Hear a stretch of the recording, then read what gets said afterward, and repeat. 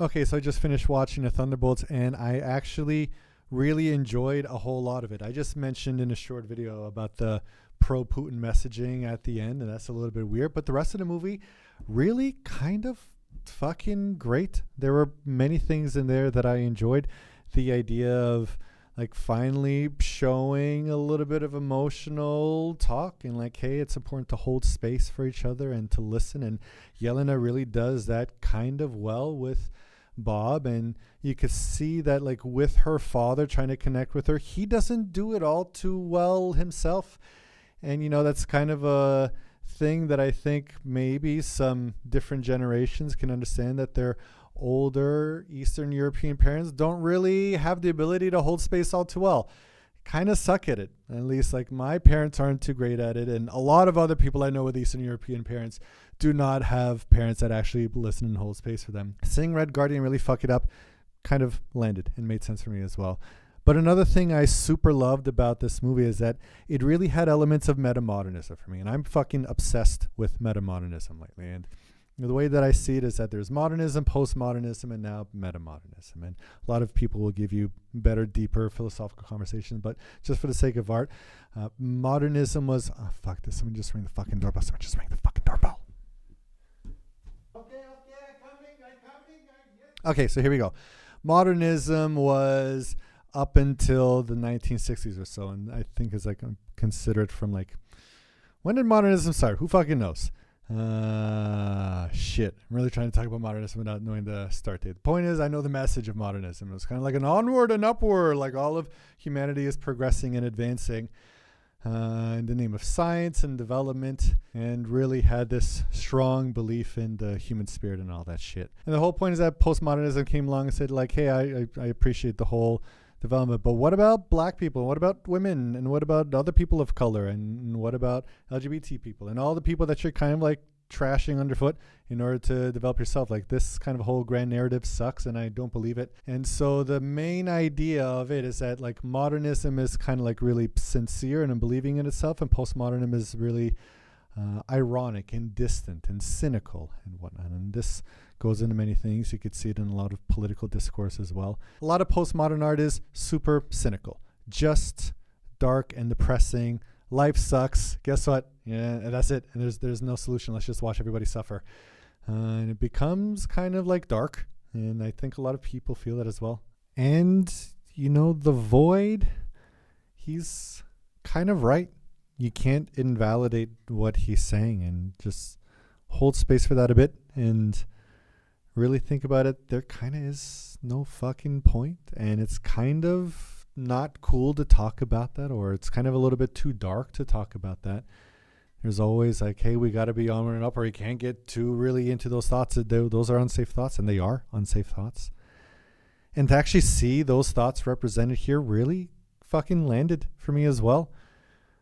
Like, there's something really tempting about the abyss. There is, that Thanatos drive, the call of the void that calls to you sometimes. Like, for those of you that have had surgery before and have had general anesthetic, it's unlike any drug you've ever done before. Like, I remember I got my wisdom teeth taken out, and I remember they put the mask on me, and I started counting backwards from 10, and there's a super hot nurse above me, and I started counting backwards. 10, 9, 8, 7. Where the fuck am I? There's my dad. Where's the hot nurse? She's gone. And that was it. There was no sleeping. It wasn't like sleeping. It was like general anesthetic kind of turns off the body. You don't sense anything. And when there's no sensation, no signals going to the brain, then there's no conscious experience. There's no all-you-could-eat buffet with dead relatives that I don't really know all too well around this like feast with an old white guy in a beard. There's none of that. None of that. It's nothing. There's no passing of time. It's just pure nothingness. It's kind of cool. It's kind of interesting. And I remember I also saw a guy talk about this on Instagram. Like, he, there's a famous story about a guy that's in New York City getting interviewed. He has broken glasses and he had a seizure and he was dead. And he talks about like, yeah, it's kind of hard to forget that because it's just kind of really peaceful.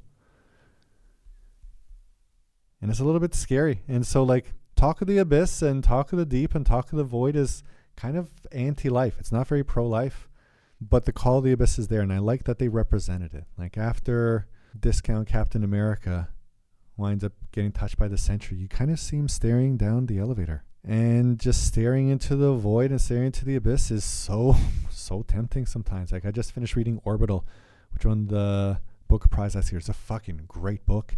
And there's a scene in there in which the astronaut, I think her name is Nell, she's like doing a spacewalk and she's like floating and she just looks at the abyss and she just feels like she could totally get lost into it, just staring out into space. Yeah, the void does call. The void is interesting. I haven't really talked about this call of the void with many people yet, and I just shared it with my girlfriend. It was kind of scary to share. And it's kind of scary to share here too, but the void it's tempting. It's tempting. And so you don't want to get too much into the void. You know, you got to have that balance. And so this is where metamodernism comes in. If you get too deep into postmodernism, you kind of get in a dark hole and there's no way out. There's no way out. But if you stick too far into modernism, you could really cause a lot of hurt for a lot of people in your own kind of narcissistic, grandiose sense of ego and trying to develop yourself and not caring about others. And you got to be able to sway between both. And so you got to both feel that dread in you, but also push forward. And to be able to get out of postmodernism, there is this new metamodernism kind of idea that it's not either this or that, but it's kind of both and. And so it's both sincere with the belief that you could build something and develop something and be onward and upward, but also realizing like, hey, I gotta like check myself and make sure that I don't do anything like abusive in the process and make sure I consider other people as well, not just think of myself at the top of the hierarchy that could rule everybody, but how do we as a community kind of figure out what we can do together? I'm not doing a great job of explaining it, but fuck, that's the main idea. Sincerity and irony. And I found the relationship between Red Garden, yes, the Red fucking Garden. Beautiful garden, it's so red.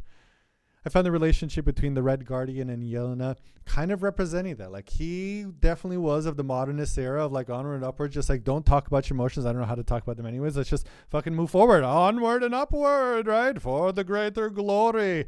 His character was fucking hilarious. I love the comedic relief because he just has no sense of kind of self-awareness of his ridiculousness and is like very peak modernism, I think. And Yelena is so fucking dark. My God, she's going through it. Ain't she going through it? She sure is. Just so cynical. What's the fucking point of anything? And why am I doing this for? I'm just waking up and I'm just fucking busting ass every day. For what? For what? I think a lot of people can connect with that message, right? And I love how Walmart Captain America, typical dude, just doesn't open up about a story either, right? Ghost and Yelena are able to talk about their shit, but typical dude's like, I can't talk about it until somebody has to like out him for it. And I don't mean has to out him, but when Bucky outs him for it, then that's when you could finally kind of connect with him for a bit. And it was so nice that Yelena kind of showed that sense of emotion. Like she was so empathetic. It was beautiful. I really, really love the discussion of empathy and compassion, and it was a good message for a superhero movie. It's actually not that bad of a message, instead of having a clear good guy and bad guy. Speaking of bad guy, I love the Valentina character because I read the new Avengers comic books, and it was a while ago. I read them maybe 10 years ago or so, maybe even longer than that. And I had an iPad 2, I think. I just went crazy through Marvel Comics, and I read the new Avengers line, and it's Valentina's character, I think, is a close representation of Harry Osborn in the new Avengers comic books. And I think her company is called like Ox Core or something like that. And it really sounded like Osborn. What's his name? Harry Osborn, right? The Green Goblin. Like he winds up becoming the head of the new Avengers, and he has the Sentry with him, the Dark Sentry, and he's kind of controlling him. So there's a lot of overlap with the comics, and I really enjoyed that. And I love that they cast Julia Dreyfus for it, because the whole time I was looking at her, it's like, that's Elaine. That's Elaine. You can't take her seriously. She's going to do something. And I was just underestimating her the whole time, but she was so fucking perfect in her role. She was very like suave and cunning and so manipulative and so fucking on it, like Osborn in the comics. Like, wow. Really well done. I loved her character for that. I so underestimated her, and I think everybody else did as well, and she just fucking played everyone over and over and over again. Wow. Loved her character. Anyhow, that's all I think about the movie so far. Thanks for listening.